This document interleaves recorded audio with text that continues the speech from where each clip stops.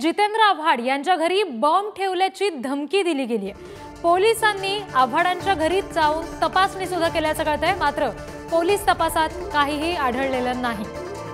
राष्ट्रवादी काँग्रेस शरद पवार गटाचे आमदार जितेंद्र आव्हाड यांच्या घरी बॉम्ब ठेवल्याची धमकी दिली गेली होती, मात्र पोलीस तपासातून यातून काहीच हाती आलं नाही असं समजतंय। प्रतिनिधी निकेश शार्दूल यांच्याकडून आपण या संदर्भातले आणखी अपडेट्स घेऊयात। निकेश, काय या संदर्भातले नेमके तपशील आहेत? कुणी धमकी दिली होती हे समजू शकलं का आणि धमकी देणाऱ्या माणसापर्यंत पोलीस पोहोचले का? नक्कीच आमदार जितेंद्र आव्हाड यांचं जे ठाण्यातलं निवासस्थान आहे नाद बंगला, या नाद बंगल्यामध्ये बॉम्ब ठेवल्याचा निनावी फोन जो आहे तो ठाणे नगरच्या पोलिसांच्या कंट्रोल रूम मध्ये आला होता।